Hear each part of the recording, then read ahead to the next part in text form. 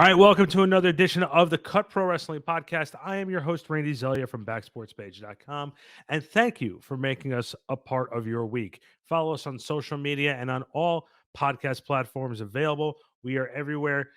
Give us a download, give us a like, and give us a review. We really appreciate it. We do our best to make sure we give you as much different content, and that's the key word, different content, between interviews and views on the world of professional wrestling. We're still changing up the format a little bit here. We had some great opportunities to get you some different guests from Impact Wrestling over the next couple of weeks, and some great independent talent as well. So I hate to see you miss out and us to be on this long hiatus. Wanted to keep coming back and just dropping some new episodes here and there. So with that being said, thank you to Andrew and Alyssa for always backing the show and doing everything they can with their magic, whether it's social media or producing. I thank you very much, as always. A lot of stuff going on in the pro wrestling world. Let's dive in. Stone Cold Steve Austin will be at WrestleMania in Dallas, Texas for the KO show. We don't know if it's going to be a match, whether it's going to be a confrontation, whether it's going to be a brawl. My opinion, I'm not a big fan of this. Stone Cold Steve Austin been out of the ring since WrestleMania 19. It's just, to me, let's leave well enough alone. I like when he makes a sporadic appearance. He raises hell and leaves. He's not going to be a full-time participant. This only could hurt Kevin Owens. This is not going to help him whatsoever, because there's no way you're going to have this situation where he gets the better of Austin. It just doesn't work that way. So with that being said, I just can't see that working out well. Logan Paul's going to be teaming up with The Miz to take on the Mysterios. Look, Dominic Mysterio is a pretty fun and exciting kid to watch. I'm enjoying him. There's not a lot on Monday Night Raw that I'm really digging right now, but I dig him. I think he's cool. Rey Mysterio is Rey Mysterio. I like when you come out and say you like watching someone's older material than their current stuff. It's time to almost step away, and that's how I feel about Rey Mysterio. The Roman Reigns Brock Lesnar feud went to another level this past weekend at Madison Square Garden, where Roman bloodied him up. I just can't see at WrestleMania Brock beating Roman, even though it's time for Roman to take a loss somewhere. He needs to drop the belt at some point. I just can't see it for Brock. I still feel that John Cena should be in the place where Brock is right now. I didn't like that they dropped Cena first and that now they're going to drop Lesnar to Roman. Who's going to beat him? Everyone keeps on saying The Rock. Anybody who they put with Roman now is going to be a letdown because you put all these big names against him.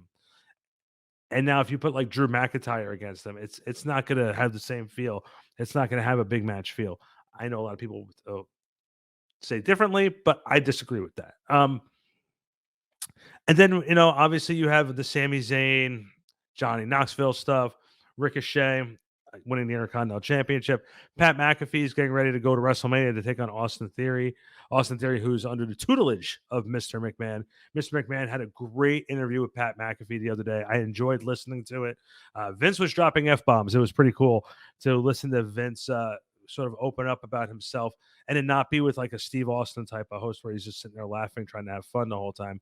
Vince really opened up in the interview, and I really, really, really enjoyed it. Conrad Thompson, who's been on the show, I listened to a lot of his podcasts, and Conrad said the same thing. He said that's the first real good interview with Vince McMahon where he was able to open up about himself growing up, and you didn't feel like you were waiting for him to break into that Vince character. You know, do the flailing arms and everything else like that. Switching over to AEW, looking at what they've done, Revolution was a success. MJF, CM Punk, and the Warlow situation was very, very fun. Man, I really thought this was the best feud that AEW had done. Up until now, the storytelling was amazing. MJF making us believe that he had a conscience, and then CM Punk coming out basically saying, "I wake up every morning to try and figure out if I'm the good guy," and he knows that I'm trying. That's just such great storytelling. I love the main event. I thought the main event was good. The 3-way tag match with Red Dragon, the Bucks, and Jurassic Express was fun. A lot of good things on that show. The Eddie Kingston Jericho match, and then of course the Dynamite, Jeff Hardy's debut. And hearing the WWE Jeff Hardy theme was pretty cool. I was like, all right, that worked pretty well. I like that. Jericho dumping Santana and Ortiz. It needed to be done. They needed a fresh change, something different for Jericho. This helps boast 2.0 and Garcia up to another level. It solidifies Eddie Kingston as a babyface. A lot of good things going on there. And Now, the interesting is going to be is where Wardlow and MJF stand. It's be interesting that story to be told. Where to see CM Punk go from here? Moxley and Brian Danielson teaming up with Regal as their manager. I love that. FTR firing Tully Blanchard. So much going on that show. I think it's the definition of a variety wrestling show. It's a little bit of something for everything, so for everybody. And the show has been fun. And on Impact, look, we spoke with Deonna Purrazzo, who's our guest today. And I also spoke to a couple people through their company. And I think Impact might be one of the best solid wrestling shows on television right now. They do good storytelling in the ring. The wrestling is solid. I think they have one of the best women's division in all of pro wrestling. I think you can make an argument that their matches are the best on TV for as far as the women are concerned. And let's talk about our guest, Deonna Purrazzo. Deonna, a Jersey girl. She and I bonded over that during our interviews for today's show, and we discussed a lot of different things. We discussed her role in the knockout division. We discussed her time in NXT. We discussed since Impact is going to be in Philadelphia, and by the way, they have their tapings next weekend over at the 3200 Arena. Go to impactwrestling.com now for ticket information for the shows in Philly. Check that out now. And Deonna and I discussed it, and we were discussing the last time she was in Philadelphia where she wrestled at the Wrestle Factory, and we discussed some of the different matches that she's done and what she has planned for the future. So let's transition going to our special interview right now. We have Deonna Purrazzo joining me, Randy Zellea from Back Sports Page, here on the Cut Pro Wrestling Podcast. And that interview is coming up right now. All right, back here on the Cut Pro Wrestling Podcast, Randy Zellea, as always, along with our special guest, former Impact Knockout champion Deonna Purrazzo, fellow New Jersey, and let's get that out there right now too. That's so proud of that. So Deonna, first off, thanks for coming on the show today. I really appreciate it. Absolutely, thanks for having me. And Impact is returning to Philadelphia next week, and let's pay the bills and get that out of the way. You guys are coming back to Philadelphia next week, and for you, this is the first time since 2018. So what does it mean to you to sort of be close back to New Jersey, but being sort of back in that area here? Oh gosh, the entire East Coast I'd consider my home. Like, obviously I'm from Jersey, but I cut my teeth in wrestling here in Philly, in places, up in Massachusetts, close to Boston. So anytime that I get to wrestle just on this part of the East Coast, means everything to me because my family can come, and it's just like a little homecoming. Well, the last time you were in Philadelphia, you were wrestled in the Wrestle Factory.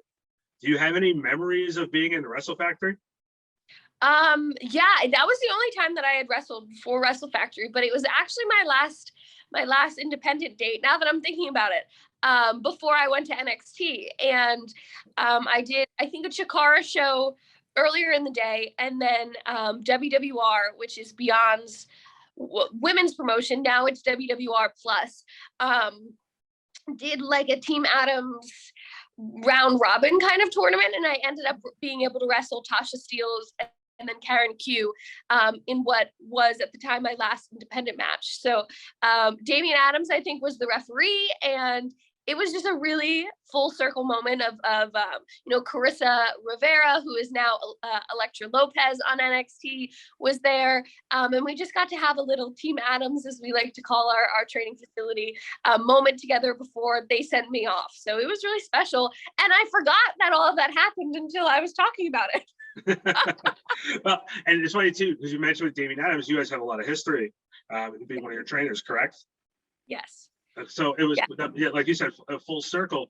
And in your current run with Impact, is obviously it's not your first run with Impact. So what was it like for you to come back to Impact Wrestling from your first stint? That stint with NXT and coming back to Impact. What was that like for you? What noticeable changes did you make, and what did you feel that you brought to the table the second time around? So the first time I was with Impact, I wasn't like officially with Impact. They had just brought me in as, extra talent, enhancement talent, whatever you want to call it, 2 or 3, maybe 4 times, just to kind of see what I brought to the table. And the very first time I wrestled Brooke Tessmacher on a Knockouts Knockdown 2014, I was brand new to wrestling. Like, that Knockouts Knockdown pay-per-view match was my 8th professional wrestling match ever. So I really bring anything to the table because I didn't know anything, let alone who I was going to be or what character I wanted to portray. I literally didn't even know how to do a body slam properly under all that pressure. So that time I just kind of count as a wash. But then they had brought me back, another 2 or 3 times, and the critique from Gail was always that, like, you're a solid wrestler, but there needs to be more. We need more personality, or we need some kind of character traits. Like, your wrestling just can't speak for itself. You have to give us something else. And, I at the time I didn't know what the Virtuoso was. I just had a name, and that was that. And, at Ring of Honor, my time there, I didn't have to explain who the Virtuoso was. It was like the fans got it, indie people got it, but obviously working a TV company. And I think Impact is so unique because they really capitalize and focus heavy on character work. And so it was such an important thing I was missing there. So then after my time in NXT really made me focus on those character traits and entrance gear and what my entrance music would look like to tie in this Virtuoso character who's not so much over the top character. It's kind of just me elevated, and she's a lot like Deonna in real life. So they forced me to really think about the nuances of who I wanted to be. And I was able to bring that this time around to Impact, where, now I've been under contract for, almost 2 years. And, they trust me and they get my character, and we've ran with it since day one. And what's funny was, I haven't talked to a lot of people who work with me. We discuss wrestling. When I say we discuss wrestling, we discuss WWE, AEW, Impact, Ring of Honor. We make sure we're very well rounded. We make sure we watch everything. And you had a run in Impact, and you helped rebuild that Knockouts division to be, you can make the argument, one of the best women's divisions in wrestling, if not. And all those girls, and that's a tall order to say. The girls that you guys that Impact is producing every single week, these are like 4 or 5 star caliber matches, and it was based around you. Did you feel any pressure to try to, I don't want to say have to top yourself every single week, but I guess not digressing, because it could be nerve-wracking? I don't know if I was as nervous, but I definitely felt the pressure.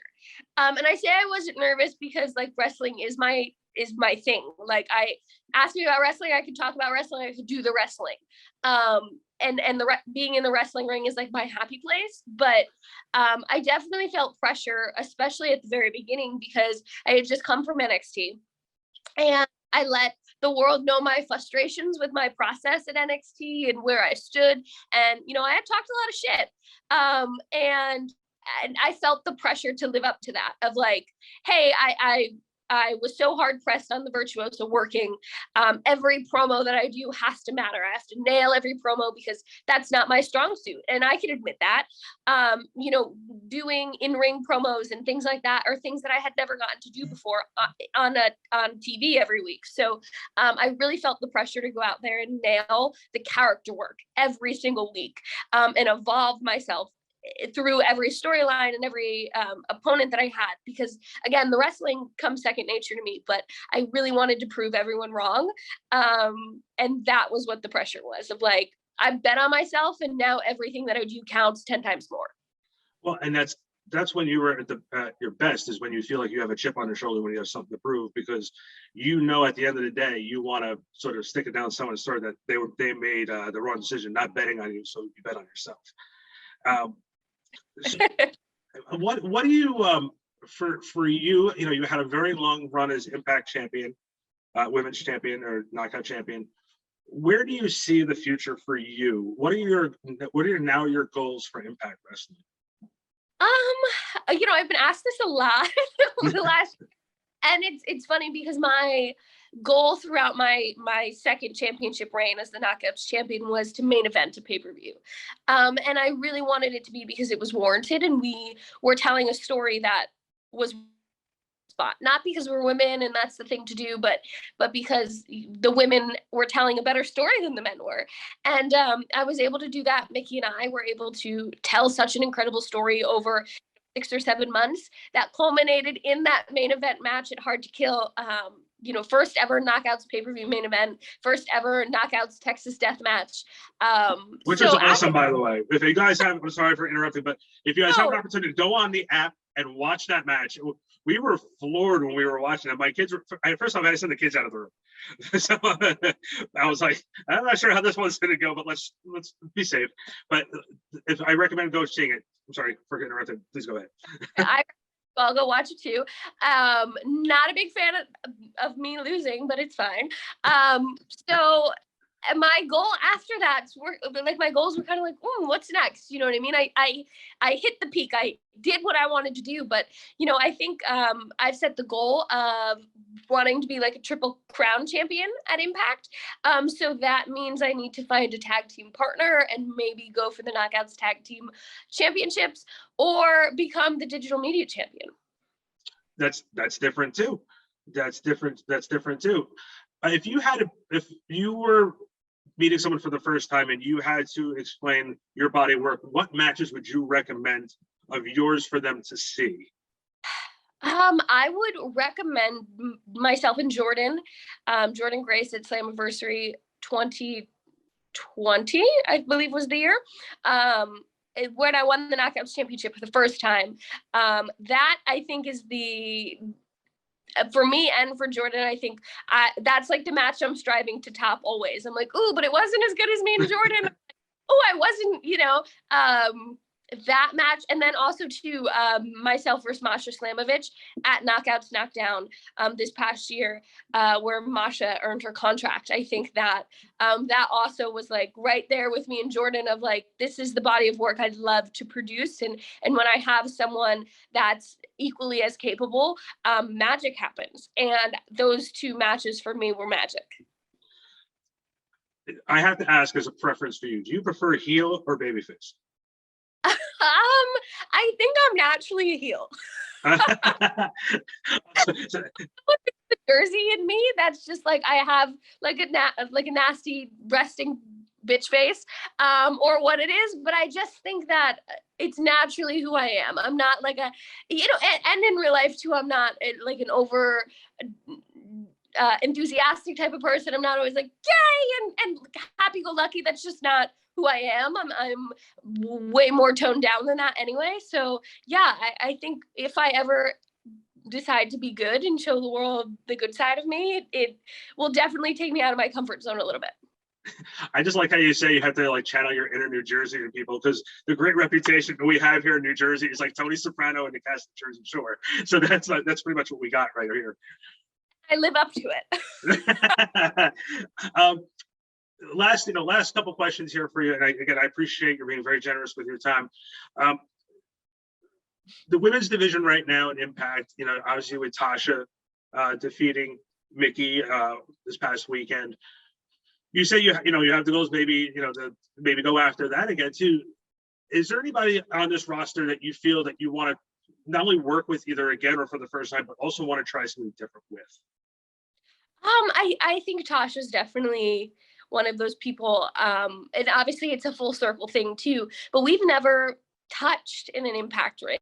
And I think there's a really interesting dynamic with mine and Tasha's relationship of not trainer versus trainee, because I didn't train Tasha, but I was there for the entire process when she came to Damien. And, we traveled together, we wrestled a million times on the indies together, and really we got a chance to make a name together. But, I was a couple years ahead of her. So I think if that's to ever happen, whether it's for the Knockouts Championship or not, just the dynamic between the two of us, and then I'd always say Chelsea Green, but unfortunately I had to break her arm Saturday at Sacrifice. So I don't know if that's happening soon, but she's always someone that I'll always say I love to get in the ring with.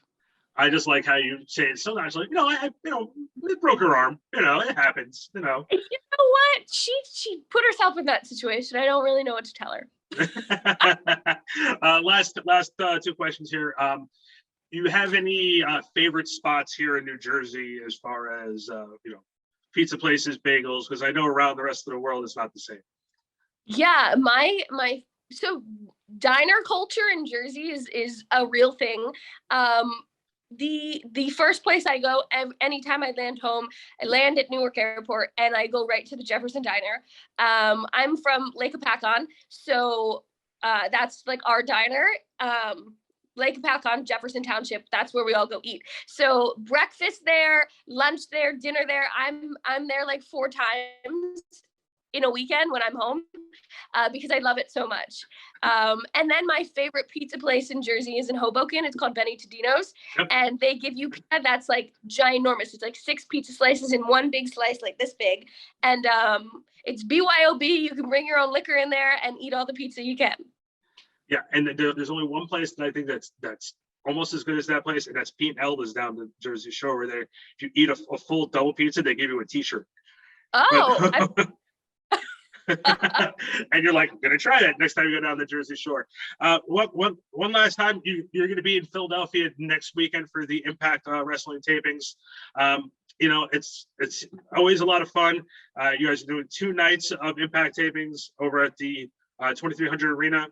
And tickets are available now. So go out and see Deonna, show support. Tell her you know, cheer her, boo her, hate her that she's from New Jersey and she gets better bagels than you guys do.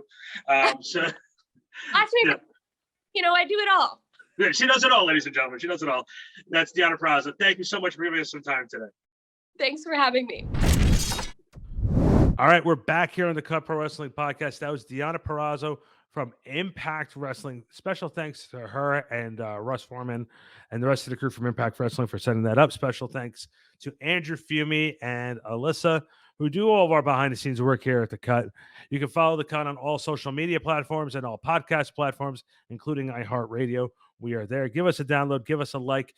Subscribe to us and give us a review. Let us know you like what you're doing. Like what we're doing and with the interviews that we're doing, and we're trying to give you some original content. Next week on the show, we're going to be a little bit more Impact. I'm not going to tell you who. You're going to find out this Wednesday, logging onto our social media accounts. We will announce who our guest is this upcoming Wednesday. Thank you guys very much for following the Cut Pro Wrestling Podcast. Follow us again at backsportspage.com, all of our social platforms, Facebook, Instagram, Twitter. We're all over the place. And of course, our podcast platforms, including iHeartRadio, YouTube, and Spotify, Apple Music. We're everywhere here on the Cut Pro Wrestling Podcast. For that being said, my name is Randy Zellea, and we will see you next time here on the Cut Pro Wrestling Podcast.